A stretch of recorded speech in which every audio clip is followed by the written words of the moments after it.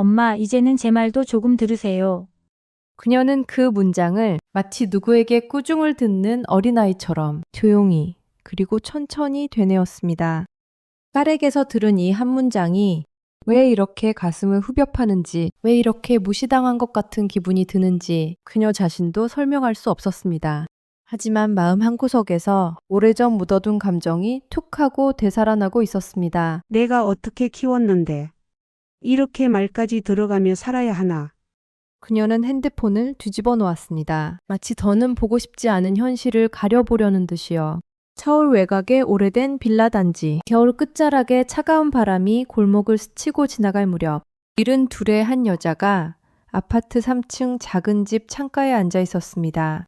거실에 불은 꺼진 지 오래였고 부엌에서 새어나오는 희미한 형광등 불빛만이 그녀의 굽은 어깨를 밝혀주고 있었습니다. 식탁 위에는 뜨거운 물이 아직 김을 올리고 있었고 그 옆에는 미처 보내지 못한 문자 메시지가 담긴 휴대폰이 놓여 있었습니다. 화면에는 단 한 문장만 덩그러니 떠 있었죠. 창밖에는 딸이 어릴 때 손잡고 걸었던 골목이 조용히 내려다 보였습니다. 그 골목을 걸으며 했던 약속. 엄마가 평생 너 지켜줄게. 그 말이 왜 이제는 딸과의 거리만 멀어진 채로 외아리처럼 돌아오는 걸까요? 그녀는 문득 이런 생각에 사로잡혔습니다. 혹시 내가 딸을 잘못 키운 걸까? 아니면 딸이 변한 걸까? 그리고 여든을 바라보는 나이에 처음으로 두려움이라는 감정이 찾아왔습니다. 딸과 멀어지는 순간 평생을 바쳐 살아온 이유가 사라져버릴 것만 같았기 때문입니다. 그러나 그날 밤 그녀는 아직 알지 못했습니다. 이 작은 오해의 시작이 평생 외면해온 자기 자신의 상처와 마주하게 만들고 딸과의 관계를 뒤흔드는 두 번의 진실을 드러내게 될 것이라는 사실을, 그리고 그 진실은 딸이 잘못된 것도 그녀가 나쁜 엄마였던 것도 아니라 단지 서로가 너무 오래 서로의 마음을 오해한 채 살아왔다는 것을 조용히 보여주게 될 것입니다. 지금부터 그 어머니의 이야기를 시작합니다. 안녕하세요. 저는 올해 72이 되었습니다. 지금은 이렇게 말할 수 있지만 저는 한동안 제 딸과의 관계를 떠올리는 것 자체가 숨이 막히고 가슴이 답답해지는 일이었습니다. 왜냐하면 제 인생에서 가장 후회되는 한 문장, 딸의 마음을 가장 깊게 베어버린 말이 바로 제 입에서 나왔기 때문입니다. 그날은 아주 평범한 봄날이었습니다. 딸아이가 20살이던 해 집 앞 벚꽃이 흐드러지게 피어있던 오후였습니다. 저는 그때도 시장에서 돌아오는 길이었어요. 양손에는 생선과 채소가 든 무거운 봉지를 들고 있었죠. 저는 늘 그랬습니다. 남편 없이 살아온 세월 동안 딸만 잘 키우면 된다는 생각으로 허리가 끊어져라 일했으니까요. 그런데 집에 들어서자마자 딸아이가 아주 조심스러운 목소리로 말을 꺼내더군요. 엄마 할 말 있어요. 그 아이는 두 손을 무릎 위에 꼭 모으고 마치 판결을 기다리는 사람처럼 앉아 있었습니다. 그 모습을 보면서도 저는 또 공부 이야기인가 보다. 요즘 친구들이랑 갈등이 있나? 그 정도로만 생각했죠. 그런데 딸이 입을 열었을 때 저는 그 자리에 얼어붙고 말았습니다. 엄마, 저는 엄마가 원하는 길 말고 제가 하고 싶은 걸 하고 싶어요. 순간 제 가슴이 번개처럼 내려쳤습니다. 그 말이 왜 그렇게 저를 향한 배신처럼 들렸을까요? 저는 딸이 제가 세워놓은 길을 걸어주길 바랐습니다. 왜냐하면 그 길이 딸을 위한 최선이라고 믿었거든요. 딸이 좋은 직장에 들어가고 평탄한 인생을 살길 바랐습니다. 그렇다면 제 희생도 보상이 되는 거라고 그렇게 생각했고요. 그래서 딸이 다른 길을 택하겠다고 말한 순간 저는 그동안 제가 들였던 온갖 노력이 무의미해지는 것처럼 느껴졌습니다. 그리고 제 자존심이 크게 다치고 말았습니다. 저는 그때 왜 그렇게 화가 났는지 지금도 정확히 설명할 수 없습니다. 다만 제 삶의 모든 의미가 흔들리는 기분이었습니다. 그래서 저는 딸이 평생 잊지 못할 말을 하고 말았습니다. 그래, 내 마음대로 해봐라. 얼마나 잘 되는지 내가 두고 볼 거다. 제 목소리는 얼음처럼 차가웠고 말투는 칼날처럼 날카로웠습니다. 그 말이 떨어지자 딸아이 얼굴이 서서히 굳어가는 게 보였습니다. 눈동자가 흔들리고 입술이 떨렸습니다. 딸은 아무 말도 하지 않고 그 자리에서 천천히 일어나 방으로 들어가 문을 닫았습니다. 쾅 하고 문이 닫히는 소리가 났을 때 저는 정말 내 심장이 같이 다친 것 같았습니다. 그런데 이상하게도 저는 딸을 불러 세우지 않았습니다. 엄마가 잘못했다고 말하면 그 순간 딸에게 완전히 밀릴 것 같았고 제가 그동안 잃고온 모든 권위가 소물흐물 무너질 것 같았습니다. 그때 저는 정말 어리석게도 부모의 사랑을 권위와 통제로 생각했던 겁니다. 지금 생각하면 참 부끄러운 이야기인데 그 시절 저는 내 말 듣고 살아야 성공한다. 그렇게 믿고 있었어요. 왜냐하면 제 어머니가 저에게 늘 그렇게 말했으니까요. 어머니는 제게 상처가 되는 말을 너무 쉽게 하셨습니다. 내 말 안 들으면 망한다. 내가 내 기대를 저버리면 난 죽고 싶다. 내 인생은 내가 설계해준 대로만 살아? 저는 그 말에 묶여 살았습니다. 어머니 뜻을 거스르면 죄인이 되는 줄 알았고 내 선택은 늘 틀린 선택이라고 믿어야 했습니다. 그 상처를 저는 모른 채 그대로 딸에게 물려주고 말았습니다. 어머니가 저한테 했던 말을 제가 딸에게 되풀이하고 있었던 거죠. 엄마 말 안 들으면 망한다. 내가 선택한 길은 위험하다. 내가 원하는 대로 해라. 딸은 제 말에서 애정이 아닌 압박만 느꼈을 겁니다. 그래서 딸은 결국 자기 인생을 선택한 것뿐이었는데 저는 그걸 배신, 부모를 버리는 일로 받아들였습니다. 그날 이후 딸은 저에게 마음을 닫았습니다. 말투가 차가워지고 집에서도 제 눈치를 보았고 대화 횟수도 점점 줄어들었습니다. 그런데도 저는 그 변화의 이유를 딸 탓으로 돌렸습니다. 요즘 애들이 원래 저렇지. 자식은 커가면 부모랑 멀어지는 거지. 저는 그 당시 제가 딸에게 남긴 상처를 전혀 인식하지 못하고 있었습니다. 그 악담 한 문장이 딸의 마음을 찢어 놓았다는 걸. 그리고 그 한 문장이 수십 년 뒤 딸이 제 말을 무시한다고 느끼게 만든 시작점이 될 줄도 몰랐습니다. 부모가 하는 말은 그날로 끝나지 않더군요. 자식의 마음 한구석에 평생 남습니다. 저는 그 사실을 너무 늦게 알았습니다.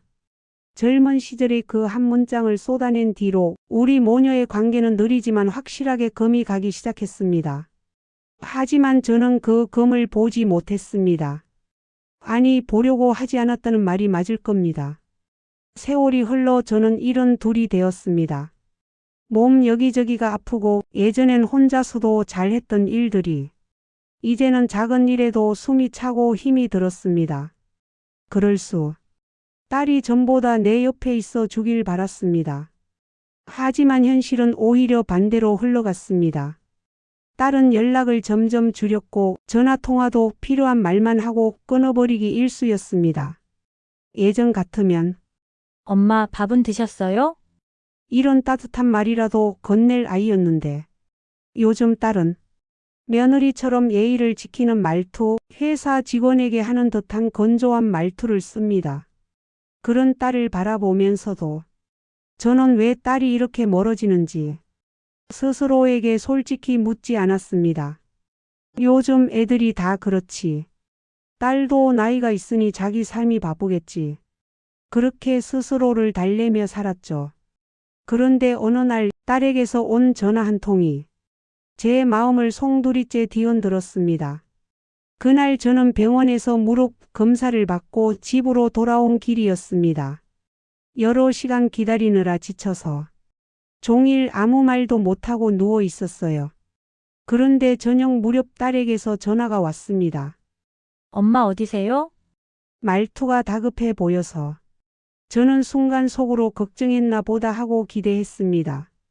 병원 갔다가 이제 집이지. 제가 이렇게 말하자 딸이 긴 한숨을 쉬면서 말했습니다. 엄마 저희한테 말도 없이 병원에 가시면 어떡해요? 그리고 검사 결과도 공유를 하셔야죠. 엄마는 혼자 살잖아요. 이제는 제발 저희 말 좀 들으세요. 그 한 문장. 엄마 이제는 제발 저희 말 좀 들으세요. 그 말이 제게는 엄마는 이미 판단 못하는 사람이다. 엄마는 우리를 힘들게 하는 존재다.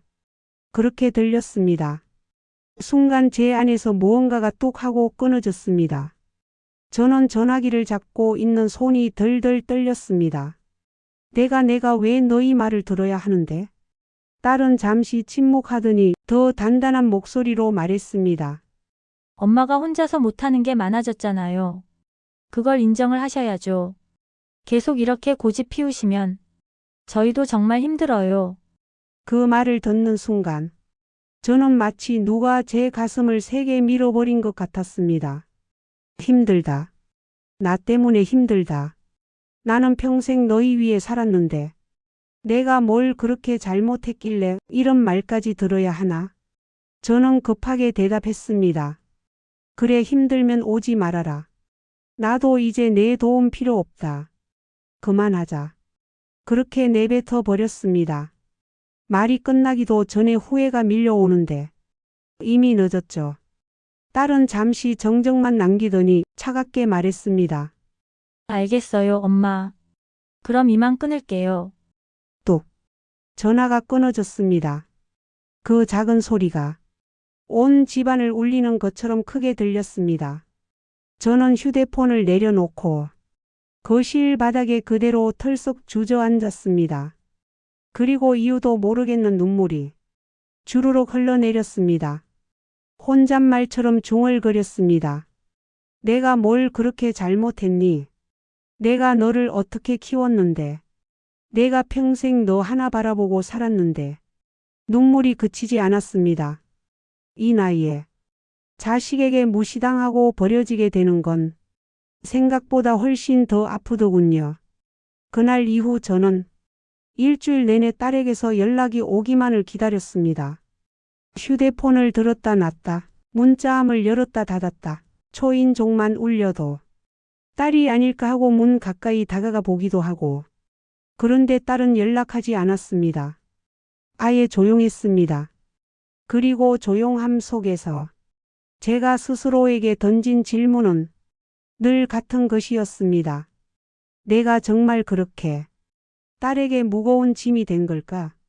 처음에는 억울함 뿐이었는데 점점 그 억울함 뒤에 숨어있던 다른 감정들도 모습을 드러냈습니다. 서러움, 후회, 그리고 두려움.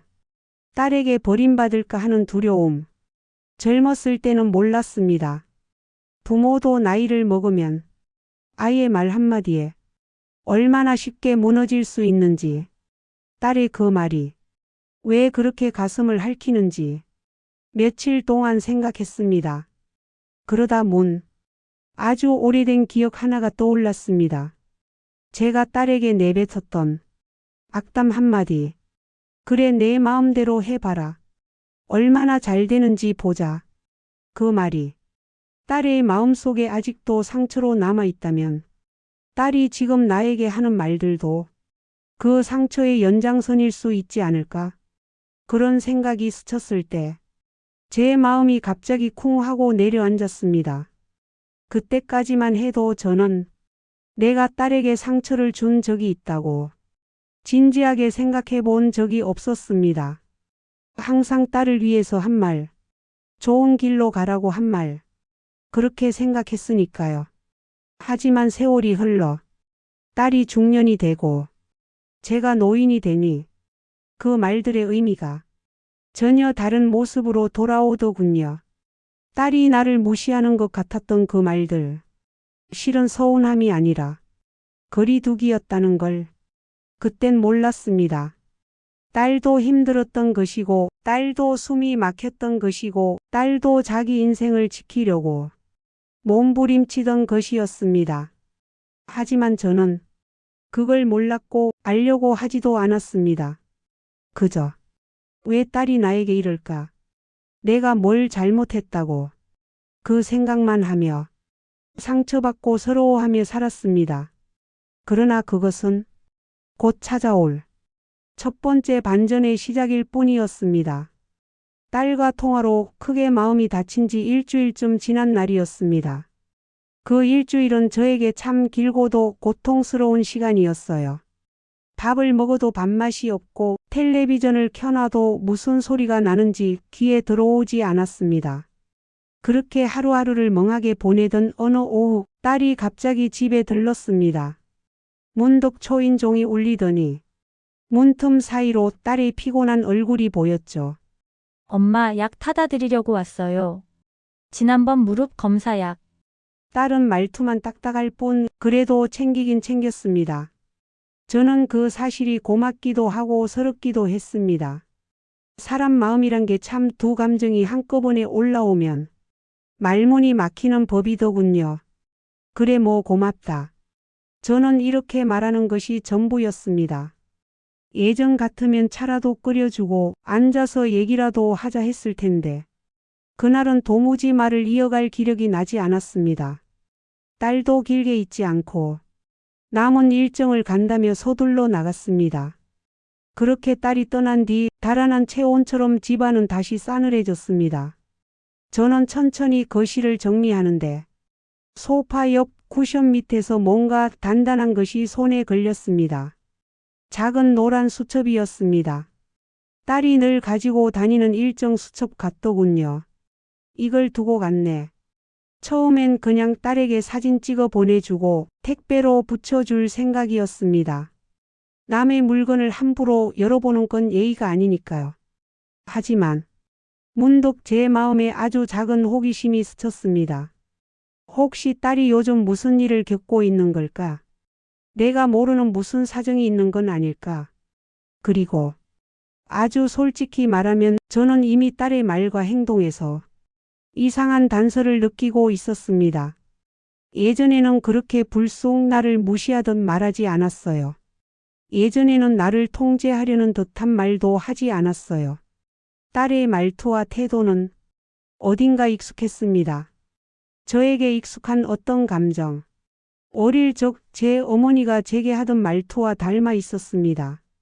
저는 한참 고민하다가 결국 조심스럽게 수첩을 펼쳐 보았습니다. 수첩 안에는 일정표가 아닌 딸의 감정 기록 같은 것들이 적혀 있었습니다. 그리고 그 첫 문장을 본 순간 저는 심장이 멎는 줄 알았습니다. 나는 엄마를 사랑하지만 엄마와 이야기할 때마다 숨이 막힌다. 숨이 막힌다는 말이 어떻게 이렇게 가슴을 후벼 파는 말일 수 있는지 저는 그대로 소파에 주저앉아 버렸습니다. 손끝이 떨려서 수첩을 넘기는 것도 쉽지 않았습니다. 다음 페이지에는 이런 문장이 적혀 있었습니다. 엄마는 늘 나에게 내가 너를 이렇게 키웠다는 마음으로 바라본다. 그 시선이 부담스럽다. 엄마의 희생이 고마우면서도 무겁다. 엄마에게 다른 삶을 살고 싶다고 말한 그날 이후 나는 엄마 앞에만 서면 죄인이 된다. 그 문장 하나하나가 저를 향한 비난이라기보다 딸의 오래된 상처를 적어놓은 듯 했습니다. 저는 그때까지 단 한 번도 딸의 마음속 깊은 곳을 들여다본 적이 없었습니다. 나는 평생 딸을 위해 희생했다고 생각했는데 딸은 그 희생을 고마움과 동시에 속박처럼 느끼고 있었습니다. 나는 딸이 내 말대로 살아주길 바랐는데 딸은 그 기대를 사랑이 아닌 압박으로 받아들였던 겁니다. 그 다음 페이지는 더 충격적이었습니다. 엄마는 나를 사랑하긴 하지만 사랑보다 더 큰 건 기대다. 내가 원하는 삶을 살게 되면 엄마는 버려진 것처럼 느낀다. 제가 딸에게 느꼈던 그 서운함, 버려졌다는 감정. 그것이 사실은 딸이 평생 부담으로 안고 살아온 무게였습니다. 그리고 마지막 페이지. 저는 그 문장을 보고 정말 하염없이 울고 말았습니다. 엄마를 미워하지 않고 싶다. 그런데 엄마 앞에서 나는 늘 죄인이 된다. 엄마는 나에게 언제 행복하라고 할까? 아니면 평생 엄마의 기대에 갇혀 살아야 할까? 저는 수첩을 덮고 양손으로 얼굴을 감쌌습니다. 그 손 안에서 뜨겁고 짠 눈물이 뚝뚝 떨어져 내렸습니다. 그래서였구나. 그래서 딸이 그랬던 거구나. 딸이 나를 무시하려는 게 아니었습니다. 딸이 나를 내치려는 것도 아니었습니다. 딸은 나에게 상처 주지 않으려고, 나와 부딪히지 않으려고, 자신도 무너질까봐 거리를 두고 있었던 겁니다. 딸의 그 냉정한 말투, 명령하듯 하던 말투, 무심한 태도들, 그 모든 것은 딸이 살아남기 위해 만든 방어막이었던 것입니다. 저는 그 사실을 이른이 넘어서야 깨닫게 되었습니다. 그 순간 저는 제 가슴 속에서 비로소 딸의 말이 들리기 시작했습니다. 엄마, 이제 제 말도 좀 들으세요. 그 말이 사실은 엄마, 나는 너무 힘들어요. 나도 좀 쉬고 싶어요. 이 뜻이었을지도 모른다는 것을요. 그날 밤 저는 수첩을 조용히 제 책상 서랍에 넣었습니다. 딸에게 수첩을 보여주며 따지듯 묻고 싶은 마음도 들었지만 그러지 않았습니다. 왜냐하면 그 수첩은 딸이 살기 위해 혼자 써 내려간 비밀스러운 마음의 기록이었으니까요. 그리고 저는 직감했습니다. 이 수첩을 통해 딸의 마음을 처음으로 이해하게 된다는 것이 딸은 나에게서 멀어지려는 게 아니라 자신이 무너지는 걸 버티기 위해 나로부터 잠시 숨을 고르고 있었던 겁니다. 그리고 그 첫 번째 반전은 제 인생을 70대에 이르러 완전히 뒤흔들었습니다. 딸이 변한 게 아니라 내가 그 아이 마음을 보지 않고 살았던 거구나. 그 깨달음이 찾아오는 순간 저는 또 한 번 울컥하고 말았습니다. 그리고 그 눈물 뒤에는 오래된 죄책감과 후회가 고요하게 흘렀습니다. 하지만 이건 또 다른 두 번째 진실을 마주하는 시작에 불과했습니다. 딸의 수첩을 발견하고 난 뒤 저는 며칠 동안이나 마음이 불편했습니다. 책상 서랍에 고이 넣어둔 그 작은 노란 수첩이 마치 거울처럼 느껴졌습니다. 딸이 평생 꾹꾹 눌러 담았던 말들. 엄마를 사랑하지만 숨이 막힌다. 엄마 앞에서 나는 죄인이 된다. 엄마의 기대가 나를 짓누른다. 그 문장들이 머릿속을 떠나지 않았습니다. 저는 외로움도 억울함도 서러움도 느꼈지만 그 감정 뒤에서 조용히 고개를 들기 시작한 또 하나의 감정이 있었습니다. 혹시 내가 우리 엄마처럼 딸의 삶을 누르고 있었던 건 아닐까?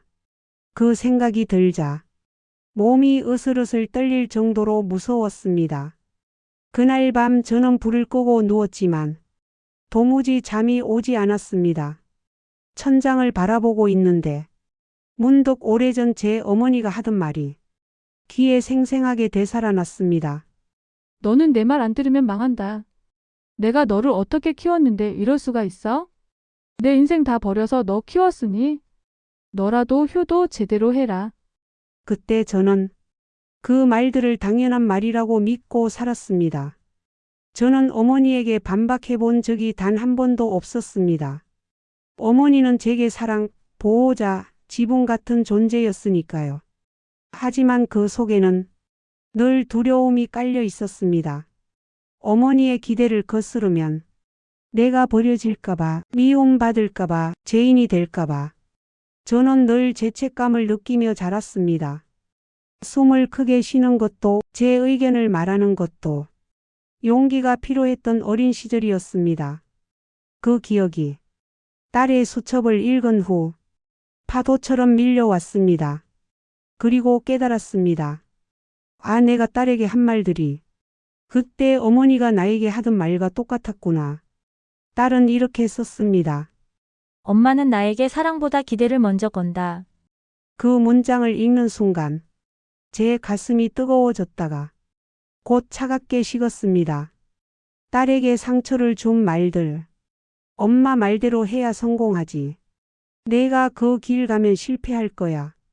엄마 말 좀 들어. 내가 이렇게 희생했잖아. 내가 좀 알아줘야지. 이 말들 도대체 어디서 나온 말일까요? 바로 제 어머니에게서였습니다. 저도 모르 어머니가 저에게 하던 말을 그대로 딸에게 전하고 있었던 겁니다. 그 사실을 깨닫는 순간 저는 온몸에서 힘이 빠지는 듯 했습니다. 나는 내 어머니의 그림자를 닮아버렸구나. 그것이 두 번째 반전이었습니다. 사람은 자기가 받아온 사랑의 방식으로 다시 사랑을 합니다.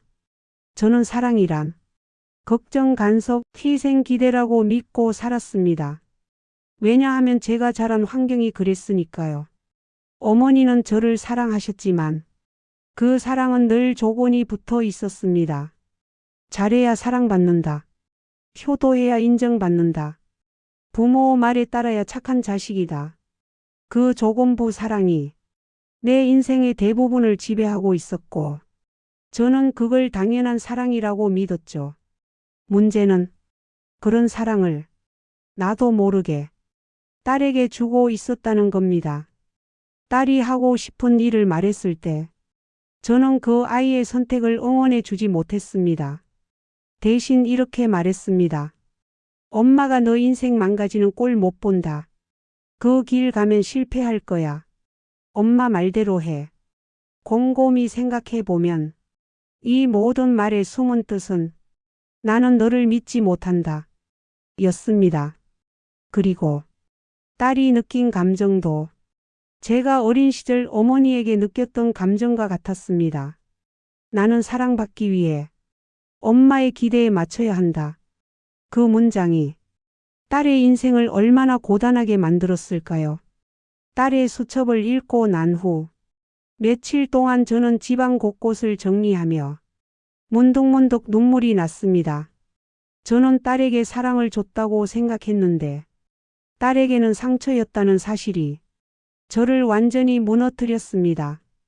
제 인생 동안 가장 후회되는 순간이 그제야 선명하게 떠올랐습니다. 딸이 20살 때 제가 했던 그 악담. 그래, 내 마음대로 해봐라. 얼마나 잘 되는지 보자. 그 말은 제가 어머니에게서 평생 들었던 말이었습니다. 그래, 내 맘대로 해라. 어디 한번 잘 되나 보자. 어머니가 화날 때마다 하던 문장이었고 그 말은 늘 저를 작고 무가치한 사람으로 만들었습니다. 그런데 그 상처를 저도 딸에게 그대로 준 것이었습니다. 이 사실을 깨닫는 순간 저는 스스로에게 말했습니다. 나는 사랑을 주고 있다고 믿었지만 사실은 그 아이에게 내 상처를 물려준 거구나. 그날 밤 저는 다시 딸의 수첩을 꺼내 들었습니다. 그리고 마지막 문장을 다시 천천히 읽었습니다. 엄마는 내가 행복하길 바란다고 말하면서 실제로는 엄마의 방식대로 살길 바란다. 그 말이 왜 이렇게 아플까요? 왜냐하면 그 말은 진실이었기 때문입니다. 저는 딸에게 말했습니다. 행복하게 살아라. 하지만 속으로는 내가 원하는 방식대로 살아라. 를 요구하고 있었던 겁니다. 저는 그날 처음으로 딸을 향한 제 사랑이 얼마나 서툴고 아팠는지 정확히 보게 되었습니다. 그리고 아주 작은 희망도 느꼈습니다. 내가 이제라도 깨달았으니 딸과 다시 시작할 수 있지 않을까? 저는 그날 처음으로 딸에게 연락하고 싶어졌습니다. 딸의 마음을 듣고 싶어졌습니다. 딸에게 사과하고 싶어졌습니다. 그리고 무엇보다 내 어머니의 그림자를 여기서 끝내고 싶었습니다.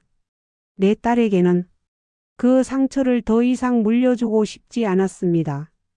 딸의 수첩을 읽고 난 그날 밤 저는 가슴 속에 아주 깊은 구멍이 뚫린 것처럼 허전함이 밀려왔습니다. 방 안은 조용했지만 제 머릿속은 너무 시끄러웠습니다. 딸이 평생 얼마나 힘들었을까, 얼마나 숨이 막혔을까, 얼마나 울었을까. 그제야 겨우 조금 알 것 같았습니다. 수첩을 듣고 나서 저는 손등으로 눈물을 닦았습니다. 그런데 이상하게도 눈물이 멈추질 않았습니다. 딸이 나에게 했던 말들, 딸이 내 표정을 보고 움츠러들던 모습, 딸이 방 안으로 도망치듯 들어가 문을 닫던 소리. 그 모든 것이 한꺼번에 떠올랐습니다. 저는 그제야 깨달았습니다. 딸이 제 말에 예민했던 건 저를 무시해서가 아니라 저 때문에 마음이 상해서였습니다. 그리고 그 마음이 상하는 순간들을 수십 년 동안 반복해서 겪으며 딸은 결국 저로부터 멀어져야만 자신을 지킬 수 있었던 겁니다. 그 깨달음이 왜 이렇게 늦게 찾아왔을까요? 나이가 들면 사람 마음이 더 넓어지고 더 지혜롭고 더 따뜻해지는 줄 알았습니다. 하지만 저는 이른이 넘도록 제 딸의 마음을 진심으로 들여다본 적이 없었습니다. 딸이 나를 가르치려 든다고 느꼈던 것, 딸이 나를 무시한다고 느꼈던 것, 딸이 나를 부담스러워한다고 느꼈던 것, 그 모든 감정이 내가 딸을 제대로 이해하지 못해서 생긴 내 착각이었습니다. 저는 딸의 말 한마디 한마디가 마치 내 존재를 깎아내리는 것처럼 느껴졌습니다. 하지만 딸 입장에서 보면 그 말들은 자기 인생을 지키기 위한 최소한의 요구였던 겁니다.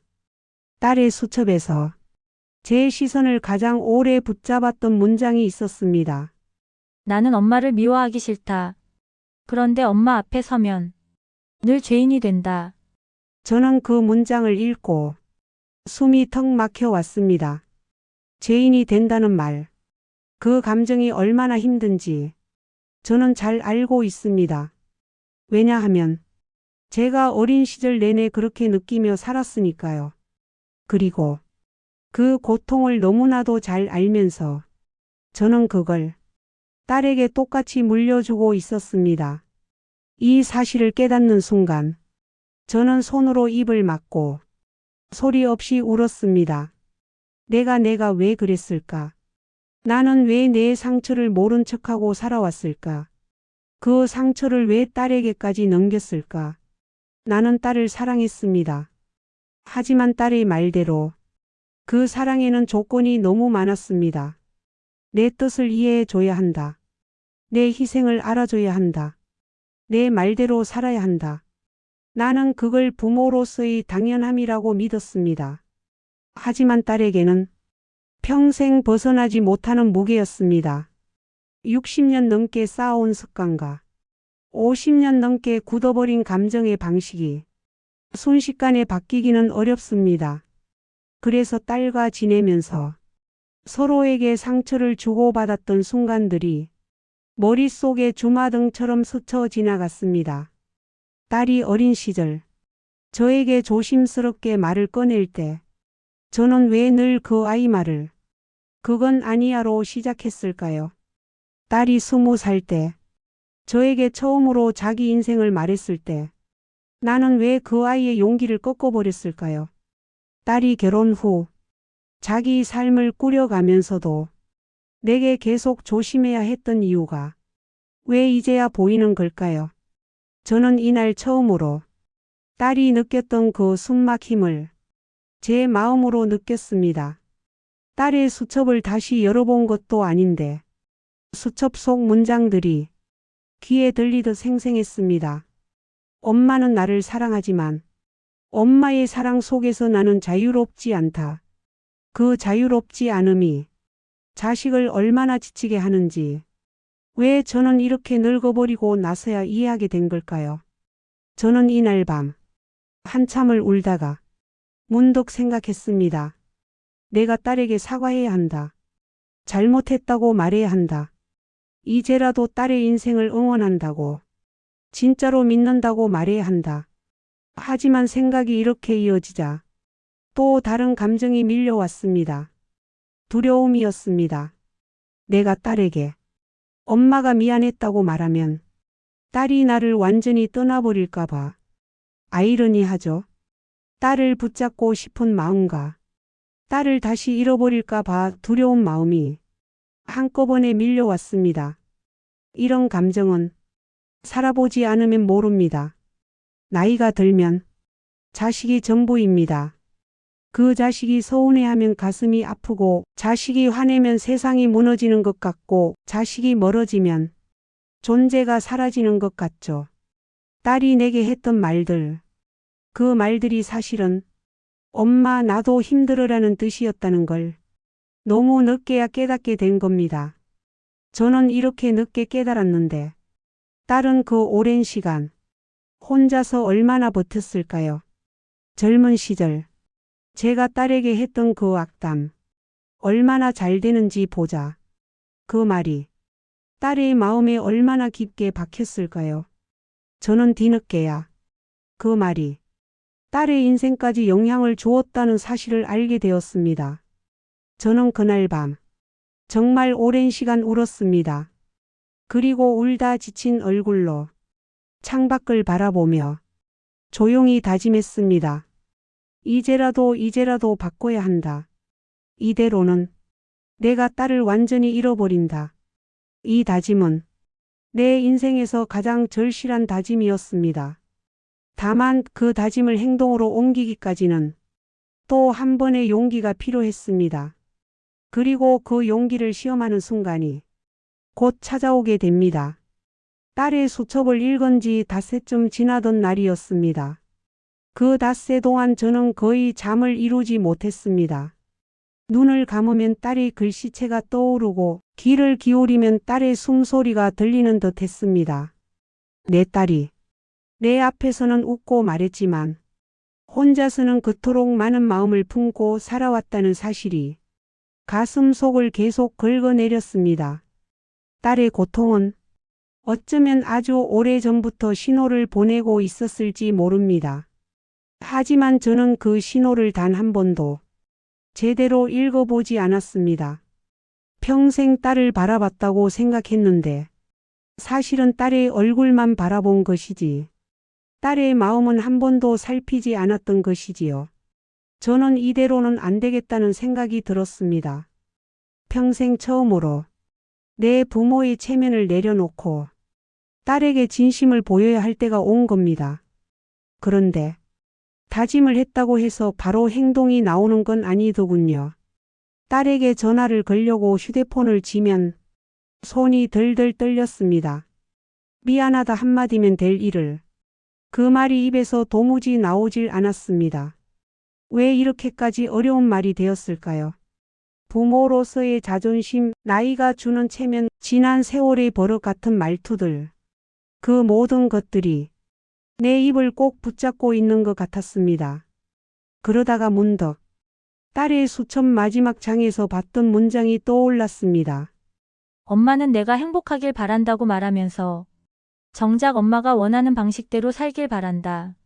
그 문장을 떠올리는 순간 제 안에서 뭔가 하나가 천천히 무너져 내렸습니다. 도저히 이대로는 안 되겠다. 이제라도 딸과의 잘못된 관계를 바로잡지 않으면 정말로 평생 후회할 것 같았습니다. 그날 밤 잠이 오지 않아 식탁에 앉아 펜을 들었습니다.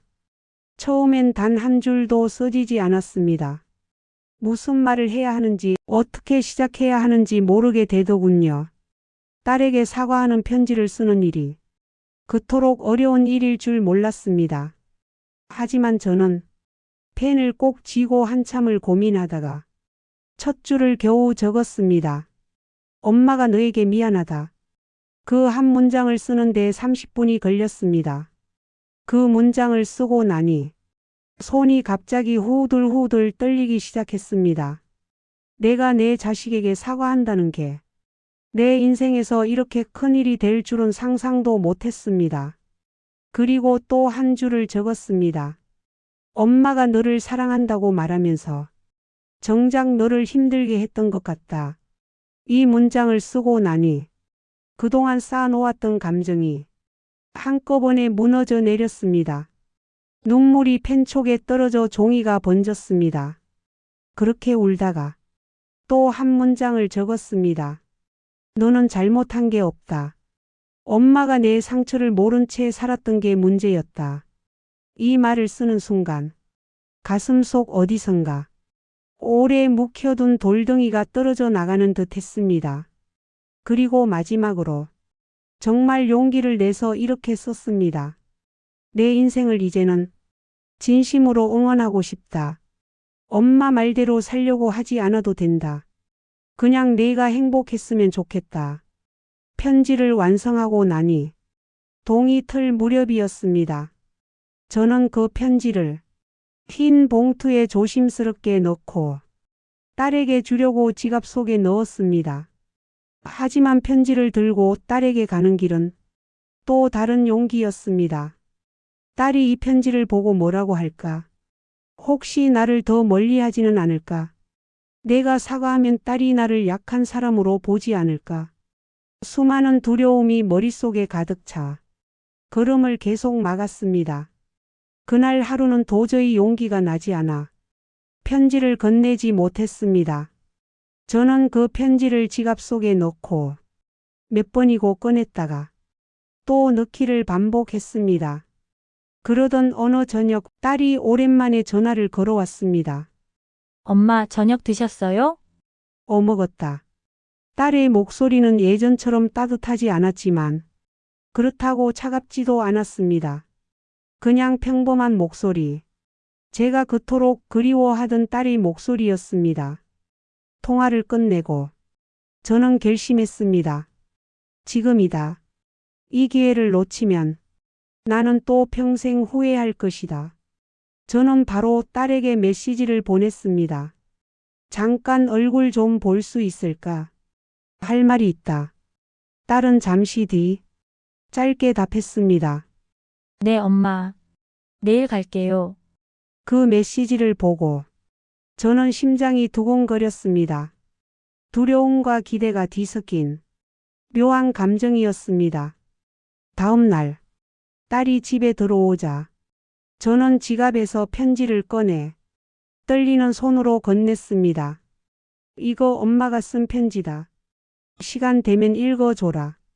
딸은 놀란 듯 저를 한참 바라보았습니다. 그리고 말없이 편지를 받아들고 조용히 소파에 앉았습니다. 그 순간 저는 마치 심판을 기다리는 죄인처럼 숨조차 제대로 쉬지 못했습니다.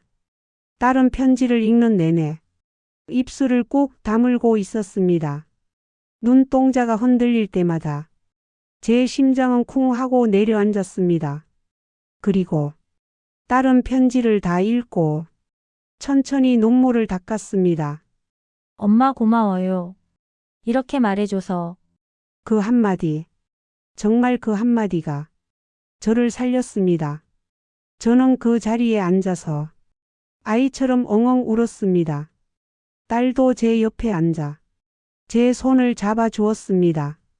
딸이 내 손을 잡아준 것은 정말 오랜만이었습니다.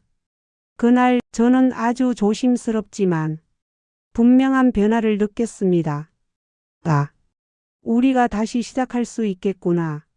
그 작은 변화가 제 인생의 가장 큰 희망이 될 줄은 그때는 미처 몰랐습니다. 딸에게 편지를 건넨 다음 날 집안 공기가 조금 달라진 것 같았습니다. 아직 모든 문제가 해결된 건 아니었지만 가슴 깊은 곳에서 조금씩 얼음이 녹아내리는 듯한 느낌이 들었습니다.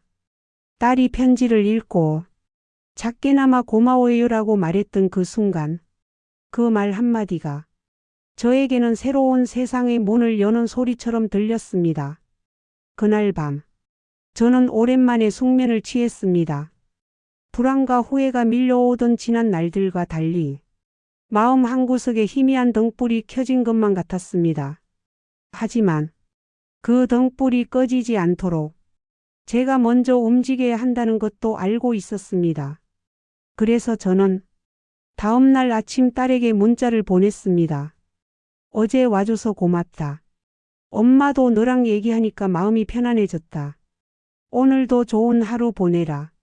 아주 짧은 안부였지만 그 문자를 보내는데도 여전히 두려움과 떨림이 있었습니다. 딸은 점심 무렵 짧게 답장을 보냈습니다. 엄마도 좋은 하루 보내세요. 단 한 줄이었지만 그 속에는 서로에게 얇게나마 다시 이어지는 마음이 있었습니다. 그 단단한 벽 사이로 작은 틈이 생긴 것 같았습니다. 그날 저녁, 딸에게서 전화가 걸려왔습니다. 엄마, 주말에 시간 돼요? 남편이랑 아이들이랑 엄마 보러 가자고 했어요. 그 순간 저는 마치 누가 멀리서 제 이름을 불러준 것처럼 전신이 따뜻해졌습니다. 너무 기뻐서 바로 대답하려다가 괜히 의존적인 모습으로 비칠까봐 조심스럽게 말했습니다. 그래, 그날은 괜찮다. 천천히 와라. 밥 해놓을게. 저는 수화기를 내려놓자마자 두 손으로 얼굴을 감싸고 조용히 울었습니다. 이 울음은 지난 세월의 외로움 후에 딸을 잘못 사랑한 죄책감이 서서히 빠져나가는 울음이었습니다. 그리고 동시에 새로운 희망을 받아들이는 울음이기도 했습니다. 딸이 집을 찾아오던 그 주말, 저는 괜히 일찍 눈이 떠졌습니다. 밥상이라도 제대로 차리고 싶어 부엌에서 반죽을 하고 있는데 손놀림이 자꾸 서둘러졌습니다. 엄마, 저 왔어요. 현관문 열리는 소리에 가슴이 덜컥 내려앉는 듯 하면서도 또 얼마나 보고 싶었는지 몸이 먼저 문 쪽으로 향해 갔습니다. 손주는 현관에서부터 뛰어들어왔고 딸은 뒤에서 조용히 미소를 지었습니다. 아이고, 왔네 왔어. 배고프지? 부침개 막 부쳤다. 손주는 의자에 털썩 앉자마자 외쳤습니다. 할머니 집 부침개는 냄새부터 달라요. 딸이 웃으며 말했습니다. 엄마, 진짜 향이 옛날 그대로다. 그 말 한마디가 제 마음을 이상하게 간지렸습니다. 딸이 이렇게 부드러운 목소리로 옛날 그대로라고 말하는 것이 언제였는지 기억도 안 나더군요. 밥상에 둘러앉아 딸이 젓가락을 멈추더니 조용히 말했습니다. 엄마, 이 콩나물 무침. 이거 제가 어릴 때 제일 좋아하던 거 알죠? 저는 놀라서 얼굴을 들었습니다. 그랬었나? 그걸 다 기억하고 있네. 그럼요. 학교 끝나면 엄마가 콩나물 무침에 김가루 뿌려서 밥 비벼줬잖아요. 지금도 그 맛이 생각날 때가 있어요. 저는 그 말을 듣는데 왠지 목 안이 따끈해졌습니다. 평생 잔소리, 걱정, 화만 들었던 딸의 입에서 엄마 음식 좋아했다는 말을 들을 줄이야. 손주가 옆에서 끼어듭니다. 엄마 나도 이거 좋아. 할머니가 또 해주면 안 돼요? 그럼. 우리 손주는 언제든지 해주지. 딸이 그 모습을 보며 은근히 웃었습니다.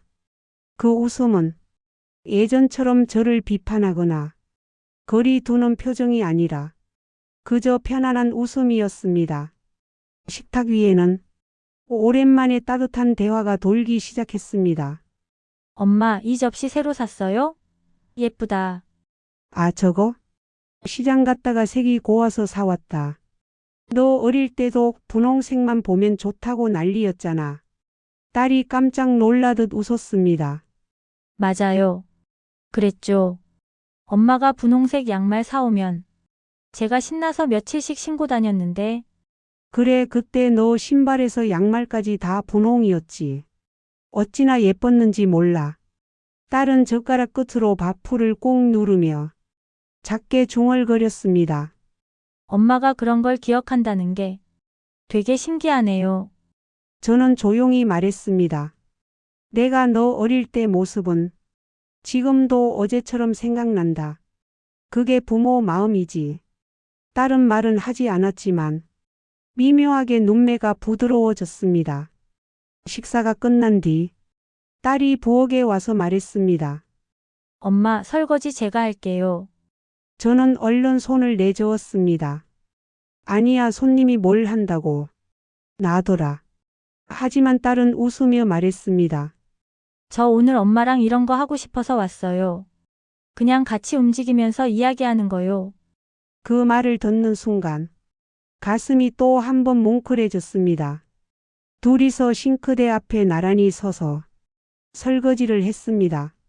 제 인생에서 딸과 이렇게 조용하고 평화롭게 설거지한 때가 있었나 문득 생각이 들었습니다. 딸이 말했습니다. 엄마 이거 진짜 오래됐네. 주전자 아직도 이거 써요. 그럼 쓰지.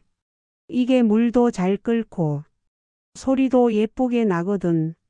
딸은 주전자를 만지작거리며 말했습니다. 어릴 때 엄마가 이 주전자로 저 아침마다 물 끓여줬죠. 학교 준비하라고 소리 지르면서. 아이고 내가 맨날 정신이 없었지. 그래도 그때 생각나니까 좋네요. 그 순간 저는 괜히 눈을 피했습니다. 말을 길게 하면 눈물이 날 것 같았습니다. 딸과 손주는 저녁 무렵 집을 나섰습니다. 엄마, 다음 주에도 올게요. 우리 애가 할머니 집 또 오고 싶대요. 손주가 손을 흔들며 소리쳤습니다. 할머니, 다음엔 만두 해줘요. 알았다 알았어. 만두 한 판 해놓고 기다릴게. 현관문이 닫히고 집안이 다시 조용해졌습니다. 그런데 그 조용함이 며칠 전의 외로운 조용함과는 달랐습니다. 이 조용함은 마치 아주 오래된 방 안에 햇빛이 처음 스며든 후 남겨지는 따뜻한 온도 같았습니다. 저는 식탁에 앉아 딸이 먹다가 젓가락으로 잘라놓은 파전 한 조각을 바라보며 생각했습니다. 그래 이렇게 가는 거다. 큰 말로 용서를 하고 큰 말로 화해하는 게 아니라 작은 말들로 작은 웃음으로 다시 일상을 함께 만드는 거다. 그리고 그 순간 문득 이런 생각이 들었습니다. 아, 나 이제 좀 숨이 쉬어진다. 딸과의 관계가 완전히 회복된 건 아니었습니다. 아직 꺼내지 못한 이야기들, 쉽지 않은 감정들이 남아 있었습니다. 하지만 저는 알았습니다. 오늘처럼 딸이 제 집에 와서 밥을 먹고 어릴 적 좋아하던 음식을 이야기하고 예쁘다, 맛있다 그런 소소한 말들이 오가는 날들이 한 번, 두 번, 세 번 쌓여가면 딸과 나 사이의 오래된 벽도 조금씩 먼지가 앉고 조금씩 낮아지고 언젠가는 사라지기도 하겠지. 그게 바로 관계가 회복되는 방식이라는 걸 저는 그날 처음 알았습니다. 딸과 손주가 돌아간 뒤 저는 혼자 거실 창가에 앉아 천천히 어두워지는 하늘을 바라보고 있었습니다. 며칠 전까지만 해도 저는 마음속으로 이렇게 외쳤습니다. 왜 딸은 나를 이해하지 않을까? 왜 이렇게 외로운가? 내가 어떻게 키웠는데? 하지만 오늘 부침개 굽는 냄새 속에서 딸의 작은 웃음과 손주의 목소리를 들으며 갑자기 이런 생각이 스쳤습니다.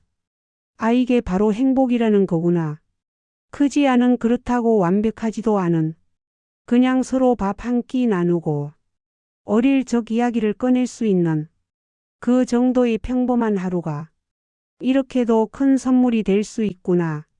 예전에 저는 무엇이든 반듯해야 한다고 생각했습니다.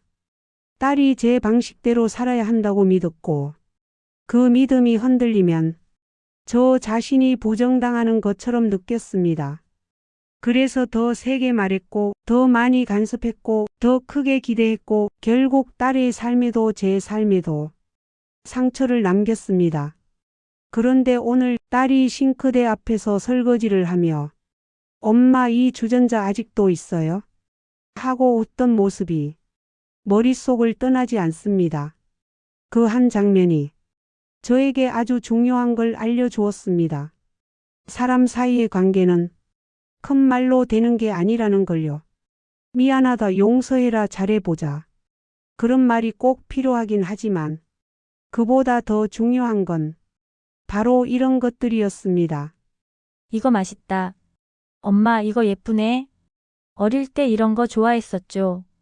다음 주에도 올게요. 그 작은 말들이 먼저 마음을 열고 먼저 따뜻함을 만들고 먼저 관계를 다시 이어줍니다. 그동안 저는 그걸 모르고 살았습니다. 딸이 돌아가고 빈 그릇을 정리하며 생각했습니다. 나도 이제 좀 변해야겠구나. 딸이 잘못해서 멀어진 게 아니라 저도 잘못했고 딸도 힘들었고 우리 둘 다 시간이 필요했던 겁니다. 어쩌면 딸과의 관계를 다시 시작하는데 70년이 걸렸을지도 모르지만 그래도 늦지 않았다는 걸 오늘 깨달았습니다. 그리고 무엇보다 딸이 제게 남긴 작은 말 하나가 계속 심장 속에서 울립니다. 엄마, 다음 주에도 올게요. 이 말이 저를 살렸습니다. 이 말이 제 오래된 외로움 속에 환한 빛을 들여보냈습니다. 저는 오래전에야 알았습니다. 사람과 사람 사이의 사랑은 거창한 용서나 화려한 화해에서 시작되는 게 아니라 밥 한 끼 같이 먹는 것, 작은 일에 같이 웃는 것, 서로의 일상에 다시 발을 들이는 것, 이런 소소한 순간들에서 다시 싹이 튼다는 것을요.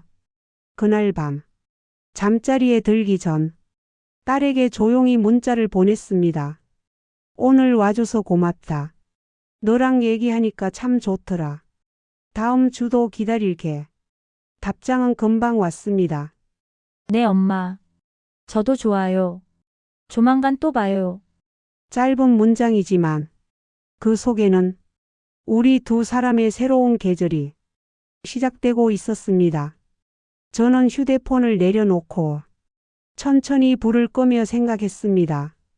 그래, 우리 모녀에게도 이렇게 늦은 봄이 오는구나. 그리고 마음속으로 아무에게도 들리지 않게 이렇게 말했습니다. 딸아, 엄마도 이제 너를 한 사람의 어른으로 대해줄게. 네가 선택한 삶을 존중할게. 대신 가끔 이렇게만 와다오. 엄마도 내가 있어야 살맛이 난다. 그리고 이 이야기를 듣고 계신 여러분께 조심스럽게 묻고 싶습니다. 혹시 여러분도 마음을 열어야 할 누군가가 있나요? 그 사람이 가족일 수도, 친구일 수도, 오래 미워했던 누군가일 수도 있습니다. 그렇다면 꼭 어려운 말부터 하지 않아도 됩니다. 그냥 이렇게 시작해도 됩니다. 밥은 먹었어? 그거 예쁘네. 그때 기억나? 다음에 또 보자. 그 작은 말들이 오래 막혀있던 마음의 문을 가만히 아주 자연스럽게 열어줍니다. 저처럼 70이 넘고서야 깨닫는 일이 여러분에게는 조금 더 일찍 오길 바라며 오늘 제 이야기를 끝까지 들어주셔서 참 고맙습니다.